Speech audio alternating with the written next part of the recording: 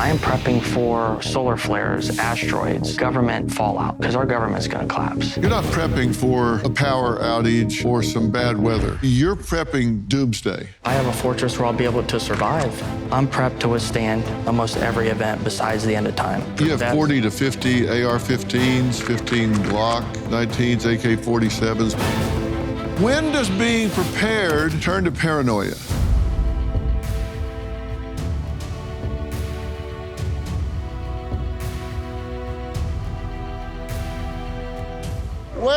Well, tonight we are diving into bunkers, sifting through stockpiles, and discussing why America leads the world in doomsday prepping.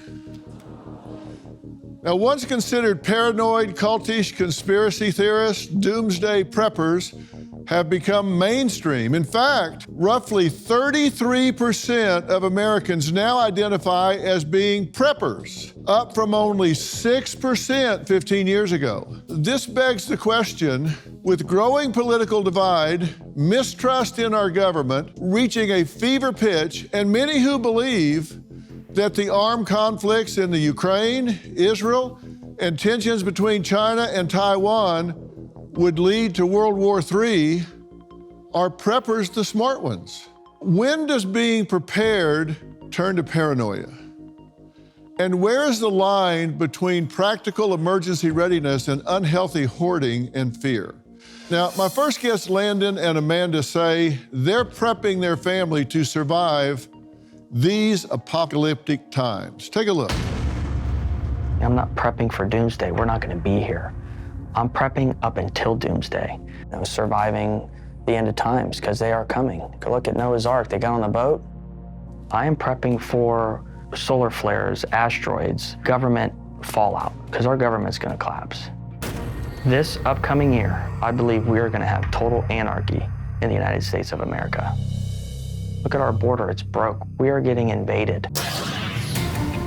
So for about 2 years, I was designing my own bunker for West Virginia. I ran across Vivos Shelters. It's like a 5-star underground hotel. It gives us a safe place to go and a peace of mind for us and the kids. I have a gun room at my home. Can't get in there without your fingerprint. My gun collection is probably worth from about $160,000 to $200,000, and it ranges from pistols to ARs to Uzis. I got a Tommy gun, squadron automatic weapon, which is a SAW. It is actually a belt-fed gun, so you can shoot more rounds if you're going into a large crowd. I got 17 cameras in my house. 5 are just in the one room, and all my stuff's kept together. Everything's locked up. I have a military vehicle. I'm not going to be driving a Kia Soul. I'm going to be driving a fortified truck that I can smash through things, and I'm going to have my family with me and other friends, and we're all going to have AR-15s. If something was to happen, we would pack up as quickly as we can and load the truck up and drive to Indiana. Before I started prepping, I was always anxious. Now, when I see that, I know I have a plan, and prepping gives me peace of mind. Landon, Amanda, thank you both for being here. Now, you guys are not prepping for a power outage or some bad weather. You're prepping doomsday, true? True, but there could be multiple events. I'm not so much prepping for the apocalypse because we're not going to be here for that. I'm prepping for all the events that are going to happen before then. Okay, you said I. You're with him on this, right? Yes. You weren't at first, but you are now. Yes, I am now, yes. So you're bought in 100%. Yes. Do you think that this is going to happen? I'm not really sure. I hope it doesn't. I mean, something's definitely going to happen. We don't know when. We don't know the hour. But it's better be safe than sorry.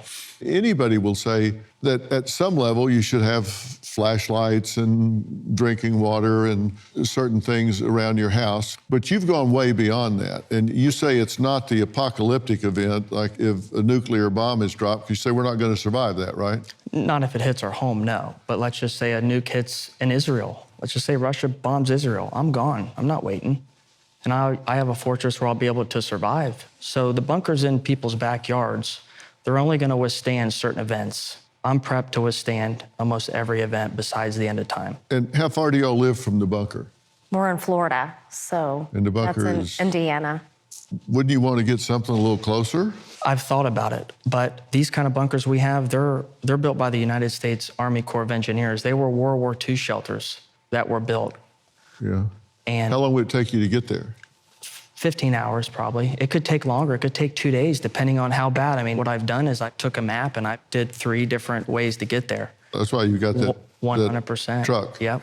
My percentages of surviving went up tremendously. You got that parked at the house? That's parked at the shop. Oh, okay. You don't want that parked out in the front yard, right? Yeah. I don't think Robin would go for parking in front of the house. You have a lot of guns. Yes, quite a few. You have 40 to 50 AR-15s and 15 Glock 19s, AK-47s, bulletproof vests. Yep.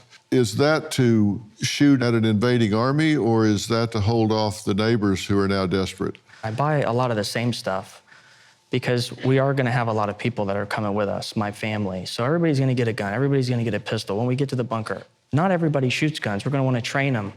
We're going to want to give them a gun because one guy can't survive. You got to be stronger together than apart. Yeah, and like your neighbors aren't doing all this. No, they don't even know I do it. They do Not at now. That cat's out of the bag. Hate to tell you, but you see these squares around here? Those are cameras, and they're hooked to satellite. It's actually a good thing. I mean, you watch the news, look at what's going on in our border. We're getting invaded. This is a good plan to have. Everybody should have this plan. All right, look, we're gonna take a break. But before we go to break, I wanna ask each of our audience members a question. You have a voting device under your seat, so grab that. So after watching so far, what kind of prepper are you? You have 4 choices. 1, I'm not. 2, I have an emergency kit and some food supplies. 3, I have a bug out plan. And 4, I have a bunker. Which one is closest in describing you? Results are in. 51.6 are option number 1, which is I'm not a prepper at all. Number 2 was I have an emergency kit and some food supplies. 40% of you were that choice. 6.7% says I have a bug out bag and a multiple month supply of food. And 1.3 of you said I have a bunker. We're gonna talk about this more. All right, we'll be right back. Well, national surveys reveal that 1/3 of Americans are stockpiling food, water, guns, ammunition to prepare to survive what they see as the inevitable downfall of this country. Now, Landon and Amanda say they own shares in a 10,000 square foot, 2-story underground bomb shelter that looks like a really 4-star hotel. I was sitting on the couch and I turned to my wife and I said, hey, you're not gonna believe it, but I found a luxury 5-star hotel underground bunker. It's called Vivos, Indiana. Next thing you know, we're flying out and doing a tour of the bunker. We have a security team, we have doctors, we have nurses. We can perform surgeries, we can grow plants for salads and tomatoes underground. We have enough food to feed 80 people for 2 years, but if everybody doesn't come up, that could be 5 or 8 years. You have to talk to doctors because you don't want to get somebody who has a mental disorder and they go down there and tear everybody apart. So have a jail down there for that reason. I was shocked. Landon kept reassuring me, this is gonna be okay, you know, this is where we're gonna go if something is to ever happen. I put in a total of $172,000 to purchase this underground shelter. It is expensive, but there's no price too high to be able to protect our family. The bunker that you have is not just kind of a storage facility underground. You're talking about 4-foot concrete walls, right? I mean, this is substantial. It could withstand a 20-kiloton nuclear blast, not a direct hit, of course, but it could withstand a substantial event. And you say 80 people would be in this one? Yes, if they can get there. If they can get there. If they get there. They're spread all over the United States. There's still shares left. Was this expensive to buy a share? $25,000 is what I got into it for per share. Okay, and per share is that's a person. Per person. Okay, and are you required to bring your own supplies? You're not required, but it's beneficial. You know, we can only stock so much. But most definitely, like, you get your own room. And there's families. We want families. We don't want single people. We want people who got skill sets. But no single men? No, not at all. Why? Because that would cause that's not what we're looking for in there. That would just cause chaos. Yeah. I wouldn't be accepted, right? You might, you and your wife. Well, but you don't like older people. No, that doesn't bother me. No, but they're not preferred in this community. It's kind of like Noah's Ark. They had the boat. They had everything in there. We allow the pets, and our goal is to repopulate if something happens. That is the vision here, in this exact shelter. And everybody has to bring something to the table. Yes, 100%. To repopulate, and so they got to have skill sets and bring supplies and have something to contribute. Of course. Yeah. What made you uncomfortable about this at first? I've never been into, weapons, and I'm not into the worldly news and stuff. So when I met Landon and he was into all that, it just sort of, I was nervous, and I was like, okay, how am I going to deal with this? But I did. We've been together 8 years, and it just sort of came naturally, but it was, scary at first. Have you become proficient in firearms? Not yet, no. Not yet? Does that bother you, scare you? It does, yes. And I asked earlier, are these firearms to fight off an invading army, or are they to fight off people that didn't prepare and want to get in and breathe the air and eat the groceries and all that you've prepared for? Those weapons are to fight off any intruder. It could be an army. Maybe our army goes against us. I don't know. But it could be your neighbors. It could be your neighbors. Could be anybody. Yep. Because you got 200 guns down there, including a tripod, belt-fed machine gun. I'm wondering who you're going to shoot. That's more to get to the place. So when we go through, have you anarchy, the riots in New York? You see that kind of stuff? Could you imagine our family and our children in that military vehicle coming through Atlanta, and people are trying to get in the vehicle? That's what it's used for. I'm going to be out of my neighborhood pretty quick, because in our community we have a network and an email network. So when things happen, we have people that are within the Army Corps that they still work with the Marines. So they let us know, hey, look what's going on in Israel. So we can leave when we want. Yeah. Landon says prepping is a man thing, and he spoon feeds information to Amanda because women do not grasp prepping and scare easily. So I'm curious what Robin's thoughts are on that. I'll ask her when we come back. My squadron automatic weapon is a belt-fed gun. So if you need to do crowd control, that is one of my biggest pieces in my prepping, my survival. Sometimes I'll watch Landon. He'll get one of his guns unloaded, obviously, and then Grayson will have Nerf guns, and they will just run through the house and pretend like they're in a war. They're playing, but they're also learning at the same time. And this truck here is made to go through just about anything. It's not computerized. It can experience an EMP blast. This big beast here will run. Prepping gives me more peace of mind than anything else. Tonight we're talking about prepping for an apocalyptic event, and I'm here with Landon and Amanda, who recently bought $4,000 worth of food for their underground bunker. How much is $4,000 worth of food in terms of length of time it would sustain? So it's MREs that I purchased to bring to the bunker, because you can literally eat one and it'll last you all day. Yeah, have you eaten any of these? I tried some. Yeah. It was horrible. They're not the best. Gag a maggot? Or It was pretty gross. But pretty gross? if I had to, that was what I had to eat to survive, I definitely would. You could do it. You say you have to spoon feed this to women in general because they don't grasp this. Would you?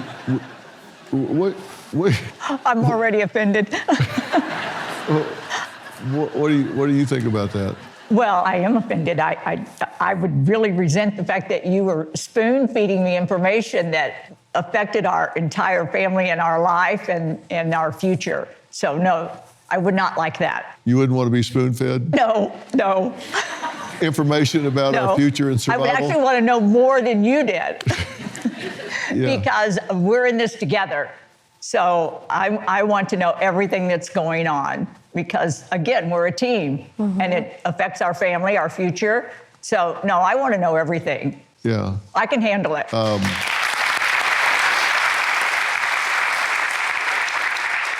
I would bet all I could gather she's a better shot than you are.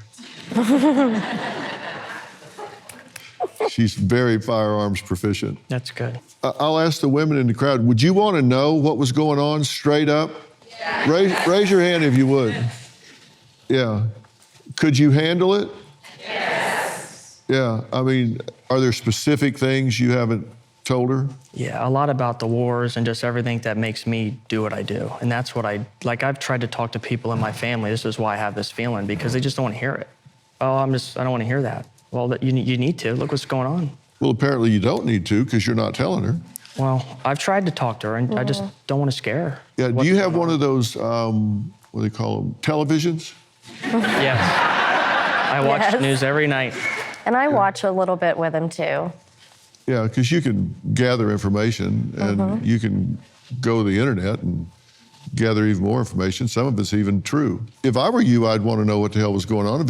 You have children, right? Absolutely. And you want to protect them and know what's going on, because if some stuff is scary that's going on in this world with our borders and our wars going on and our government fight with each other. And she's listening. No, I know, and I've listened and I've learned over the years, but I mean, I guess I'm more like, I don't want something to happen. So I'm trying not to believe, like this could happen, It's real. Something's going to happen. We just don't know when. Could be this year, could be next year. It's better to be prepared, and it's better to have a good, solid plan. Know where you're going, solid foundation, food, weapons, ammunition to support your family and where you're going. Are you prepared to shoot the neighbors if need be? I have used a gun before, yes. I mean, but not on the neighbors. No, if I needed to, yes, I could. Okay, you would shoot the neighbors if you needed to. If I had to, yeah. Yeah. Well, y'all are going to be popular on your street when you get home. No, I know what you're saying. If it comes down to it, you have to protect your family. Yeah. All right. Next, we're going to talk to a former military intelligence officer who says he started his own survival community and above-ground bunkers. Because if the president and Congress are kept safe in a doomsday scenario, why can't average Americans as well? We're going to meet him when we come back. Dr. Drew Miller spent over 20 years as a military intelligence officer specializing in threat assessment to the U.S. He says he started prepping individually, but realized that for his family to survive, he needed a community. So he started Fortitude Ranch 10 years ago. Take a look. I served in the Air Force on active duty as an intelligence officer. As an intelligence officer, we track threats, and the threats are actually increasing. We have powers that can make a threat, more so in the bioweapons era today. That's really a much bigger threat than nuclear war. Bad guys can design more lethal viruses. Modify H5N1, for example. When H5N1 becomes human transmissible, 1 billion may die of the virus, more will die from the collapse that results. When you're starving, you'll do what's necessary to keep you and your family alive. And a lot of people, if necessary, will kill to survive. I've been a prepper for about 30 years. I looked into survival communities, so we set up Fortitude Ranch as an organized survival community business. I've been with Fortitude Ranch. We started it up a little over a decade ago. Our staff is largely former military people, a lot of former law enforcement officers. In a collapse, when that occurs, we'll go through a lot more weapons training and defending behind our walls practice. We have now a big group to raise food, guard the compound, keep everyone alive so we can survive a long collapse. The reason we don't like to be all underground is because there's a virus going around. You could all die from the virus. You can't just hide out in a bunker. There's really no downside to prepping, and the upside is it can save your life. There's a lot of bad things that I think could happen this year, but you need to get started right away. If you're not prepared and a collapse occurs, then you're going to have to suffer the consequences, which could be death for you and your family. Drew, you say there are over 50 scenarios where the U.S. collapses. What's on the short list? Well, Dr. Phil, there's over 50 that we track threats, and any threat that's really bad could lead to a collapse, meaning the economy's not functioning, widespread loss of law and order. The one that's worried me the most is bioengineering. So H5N1, which is still called avian or bird flu. You shouldn't call it that anymore. Right now, if you were to catch H5N1, it's 60% lethal. So it's nothing like COVID-19. And when that happens, no one's going to work. There's not going to be any food production or delivery. People will start starving. They're going to start looting and stealing to survive, and that occurs. But it's not just bioengineering. Our electric system is a disaster waiting to happen. It's the Achilles heel of the United States, and all our enemies know it. Artificial intelligence. I mean, Elon Musk and folks like that, every day they're talking about the artificial intelligence threat. We have municipal water systems, and we're highly vulnerable to a collapse, and the government is doing absolutely nothing to prepare for it other than protecting themselves, or to even warn people that, hey, you need to get prepared. Our government is grossly irresponsible. So what do you think people should do about this? One, I would encourage your government to require them to harden the electric grid. They've had decades to do it, haven't yet. There was an effort in Texas last year to get the Texas grid hardened. Bill was introduced, Speaker got it killed. His former chief of staff was a lobbyist for the utility industry. This happens over and over again. Legislators' top priority is getting reelected, not working to prepare us to survive a disaster. And I'm in favor of term limits as a result. We need to stop elected officials focusing on reelection, should come in for one term, do the job of protecting us, and get out of office. That's one change I would like to see made. One of my theories is that we have people in charge of solving problems that aren't really interested in solving the problem, because they solve the problem, then they're out of a job. North Korea today could take down the U.S. electric grid. All they need is one long-range ICBM. They've got them. Nuclear weapon does blasts, thermal radiation. These were designed to have maximum EMP output. So a small yield weapon of North Korea going off basically anywhere over the U.S. at a wide range in latitudes, doesn't have to be accurate, can take down our electric grid for at least a year, possibly several years. It seems to me that if we put real incentives on solving some of these problems, that we'd get the problem solved. Well, we're going to take a break, and so you can all be depressed.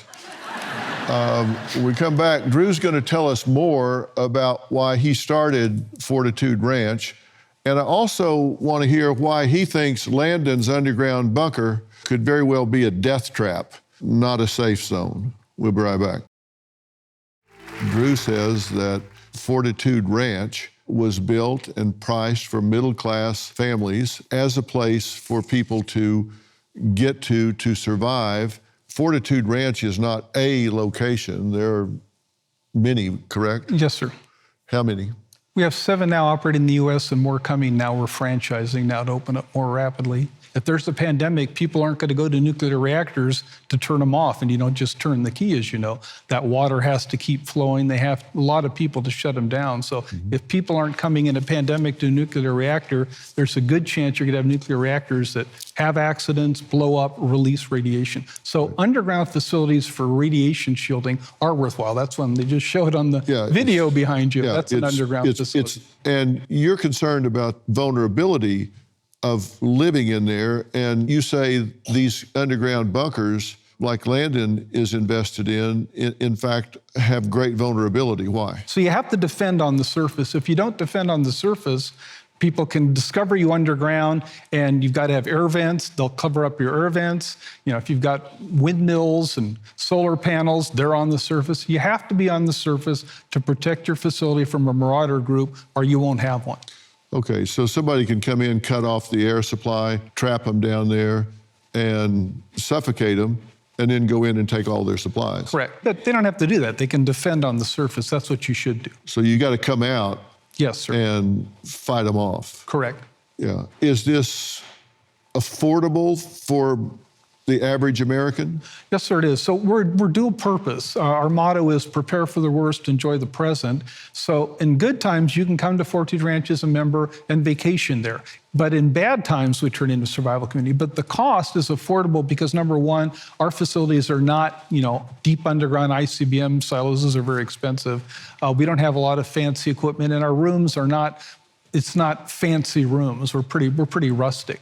So for a couple $1,000s down payment, and then a couple $1,000s a year, depending on your family size going forward, you can afford to be a member. So that's one of the ways we tried to design this to be affordable for the middle class. Okay, I want to ask you all another question, so grab your voting device again. And the first question is, how much food do you have stored? 2 days worth, a week's worth, a month's worth, 3 to 6 months worth, or 1 year or more's worth of food? Results are in. So 7.3 have 2 days worth, 32.5% of you have a week's worth, 38.5 have a month's worth of food, 18.4% have 3 to 6 months worth of food, and 3.4 have a year's worth of food. So that's interesting. Okay, next, we're going to add a prepper who says if his community keeps being so secretive, people will keep thinking they're insane. My next guest says he grew up around a religion where being self-sufficient rather than relying on the government is encouraged. He says that his upbringing shaped his current prepping lifestyle. Prepping for me started on 9/11. That was the day everyone in this country realized bad things happen to people. The world is a dangerous place. When I was about 14, my father gave me a book that was about a group of people coming together to prepare for the collapse of society. It gave me a lot of starting blocks of things to think about, like how to defend myself. I have a larger selection of tools to choose from, whether it's a combat shotgun, long-range rifles. For people who aren't prepping, having 2,000 to 3,000 rounds is really alarming, but in more rural areas, that's a weekend of target shooting. With the MREs I have on hand, they would last me 2 to 3 months. MRE stands for meals ready to eat. They're just meals that are long-term shelf sustainable, like 12 to 25 years. Today, my main focus is on protection and transportation. I studied cultures like the Australian outback, where they have to go hundreds of miles without any kind of resupply. So I bought a Suburban and set it up following the way they set up their vehicles, with extra gas, extra supplies. I feel like it's incredibly naive to not prepare to some degree. All empires have fallen. It's inevitable that the American empire will fall. The best time to start prepping is yesterday. The second best time is today. You've been listening to everything we've been talking about here, Yes, sir. right? Is this consistent with your mindset and ideology? In general, yes. I think it's a little out of touch for most Americans. This gentleman mentioned being able to spend $2,000 to $3,000 to come to his ranch, but 45% of Americans don't have $1,000 saved up for if their transmission breaks down. And you grew up in a community, a religious community, where self-sufficiency and growing your own food, not relying on the government, being kind of insular in the community was a way of life, right? Yes, sir. And you think that serves you well? Oh, 100%. Yeah. And you talk about something called operational security. What do you mean by that? Operational security is just the concept of keeping your resources and supplies secret so that you are blending in to protect those resources. You say even so, within the community, there's a lot of distrust? In my experience, yes. Like, communities don't talk, typically, within the overarching community. You train with the people you're close to or practice skills with the people you're close to, but there's not a lot of cross-community training. I think a lot of people, or a lot of individual communities, are scared to be labeled like a militia. One of the things that you two have in common, have talked about, is lots of guns and lots of ammunition. They're tools just like any other. I can hunt with an AK or an AR, and if I need to protect myself with it, I can. Sir, if I could jump in. Please. You cannot survive in a big city in a collapse. When the grid's down, no municipal water systems, any kind of disaster, if there's no food deliveries, you can't survive in a city. So you got to leave. So where are you going to go? everyone's going to think, oh, I'll run to the forest and survive there. Yeah, tens of millions, hundreds of millions potentially running into our forests.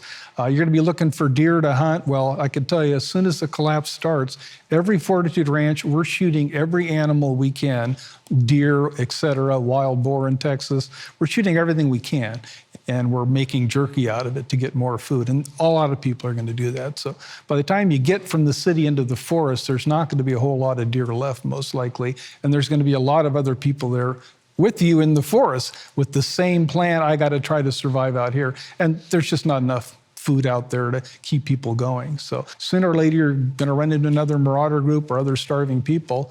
And so that's why he does have a lot of great weapons.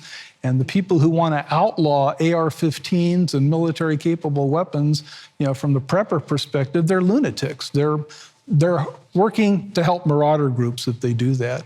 But whether natural or man-manipulated means or a laboratory accident, Wuhan, for example, it could happen tomorrow. And when that happens, it's going to be, if it's H5N1, it's the worst disaster in mankind's history, and massive starvation and people trying to stay alive through marauding. And you say the death rate will be what? I think depending on how long it lasts, most of the population will die in those situations. They'll starve to death, or they'll be killed by other people trying to get food. How is your ranch going to survive a nuclear blast? So we withstand nuclear blast by staying away from targets. So we're in really remote rural areas. You could drop a nuclear weapon 10 kiloton, Hiroshima size, directly over me, and with 3 feet of earth, I'm okay. That's all I need. Yeah. Well, a lot of people have questioned, why would you want to survive a nuclear holocaust? But the fact is, you can survive. You can, and you'll rebuild. I mean, the fallout, yes, it contaminates, but it doesn't permanently destroy the soil, and it's not everywhere. All right, next, a man who spent 3 years embedded with extreme preppers.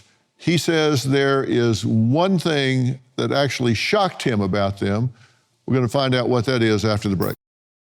Dr. Bradley Garrett spent 3 years studying extreme preppers and even wrote a book about it called Bunker Building for the End of Times. Doctor, you spent a lot of time, 3 years, with different groups. And you said that something really jumped out. It was kind of common among these groups. What was it?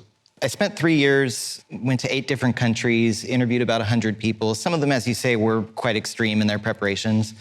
Others were worried about more on the practical prepping side, putting things together so they could get through a blackout for 3 days, learning how to grow their own food. But the thing that really struck me is I expected people to be anxious and paranoid and sort of obsessed with the idea of being able to mitigate these future disasters. What I actually found is that most of the preppers that I ran into, they were actually full of hope. Because if you don't believe that there's going to be a future, there's no point in preparing for it. So when I spoke to them about their preparations, they said, look, this gives me a sense of peace and security, but it also is altruistic in some ways, because if you've got your preparations in place, you're taking some strain off of the system. If something does go wrong, you don't need to be rescued anymore. And in fact, you might be in a position that you can help someone else because you've got your preparations in place. So, this is the beauty of doing research, especially long-term research, is often you end up learning something you absolutely didn't expect to learn. Yeah, you weren't looking for that, but you found out a completely different mindset. When you were talking to these people in these different countries, was there a consistent belief system in terms of what was going to trigger all of this preparation they had done? People were prepping for a wide range of things. And of course, in different countries, you might have more of a social safety net, or you might have more influence from the state. In Switzerland, for instance, they've got space in their bunkers for every person in the country. And that was mandated by a law in 1963 at the height of the Cold War. They started building that infrastructure. In the United States, it wasn't feasible. The country's too big, we had too many people. In terms of what they're preparing for, it's a wide range. A lot of people were very concerned about the climate crisis. That's more of a practical prepping day-to-day scenario. And others are worried about an EMP or nuclear war, much larger scale concerns. Mm-hmm. In some of these countries where guns are not so prolific, how were they going to defend all of the things that they had accumulated to survive with. Was that a concern there the way it is here? In many of the places that I visited, there was an expectation that they weren't just prepping for themselves, they were prepping for the community. And so the resources that they had stockpiled would be shared out. And the expectation was if everyone is prepping, everyone's in a better position to help everyone else. Did you come away from this being more optimistic, or did you have more hope after being around these people, or did you think they were overreacting, paranoid? How did you come away from it? A lot of people were overreacting to what I thought were essentially conspiracy theories. But I'll tell you, I lived in an apartment that I was renting before I wrote this book. Now I live on a 5-acre ranch. There was so much practicality in what they were telling me about becoming more self-sufficient, understanding where your energy comes from, where your water comes from, being able to stockpile enough food to get yourself through just a small period of time.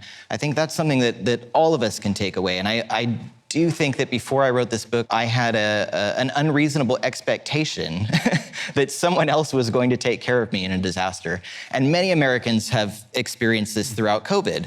So I think it was a wake-up call for a lot of people going through that and realizing that there might not be someone there to save you in the event of a terrible disaster. Yeah, that is really interesting. I'm so glad you did that. And we're going to put a link to the book on our website so people can find it and read it and see what's there, because it's interesting observations. And I think I want to ask the audience one final question.